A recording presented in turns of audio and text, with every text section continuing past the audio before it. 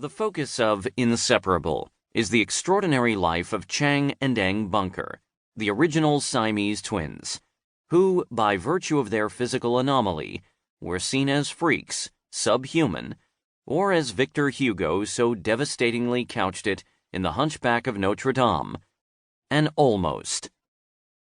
An odd pair, they beat impossible odds, touring the world, making money, getting married, and having children.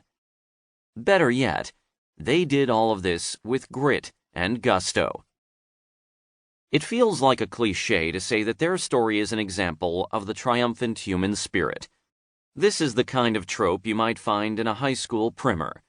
For their experience actually not only questions what it means to be a human, but also examines the outer limits of living one's own life and dying one's own death.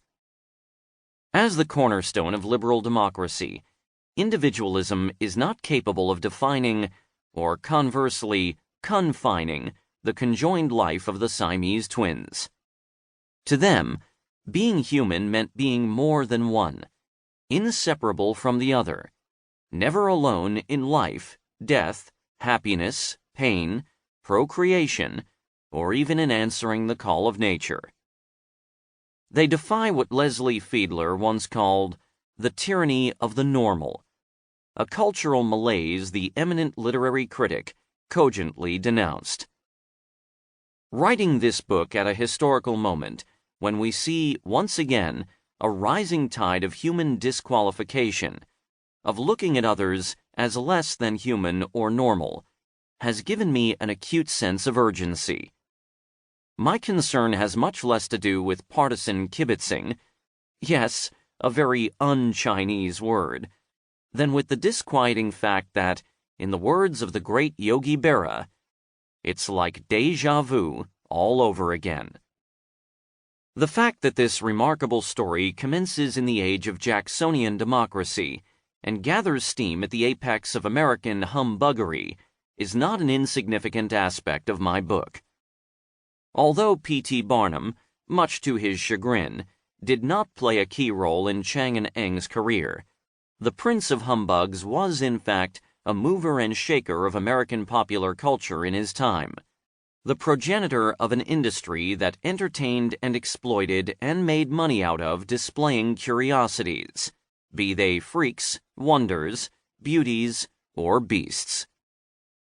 Even the glitzy beauty pageant today has its origin in the 19th century freak show, as niftily orchestrated by Barnum. Or, for that matter, the film industry also began in the freak show, before making the transition to projecting beautiful faces or beautified illusions, and part of the cinema's power persists with shock and awe. As history reveals, the success of the freak show, indubitably the birthplace of American mass entertainment, relied not only on the ingenuity and sacrifice of superb showmen like the Siamese twins, but also on the braggadocio and charlatanism of impresarios, or carnival barkers, who enticed crowds via sales puffery and manipulation of public opinion. Barnum once said to the effect that the American people loved to be entertained and humbugged, or, more bluntly, according to some, there's a sucker born every minute. As I relate in Inseparable, it would contribute very little to our understanding of American culture if we were simply to dismiss Barnum and his ilk as conniving charlatans or Yankee peddlers. We need to recognize a humbug as a trickster, a confidence man who is not necessarily the devil, even though he often traffics in devilish ways. Being tricked by a con man, as Herman Melville reminded us long ago in The Confidence Man, is a price we pay in the confidence game called democracy. It is worth noting, then, that the boom of the freak show as humbuggery coincided with the rise of the common man during the Jacksonian age, an era that nowadays some see as approximate to our own. When everyone feels entitled to an opinion, but cannot, by virtue of ignorance or innocence, tell the difference between a gag and a gem, between what showbiz calls gaffed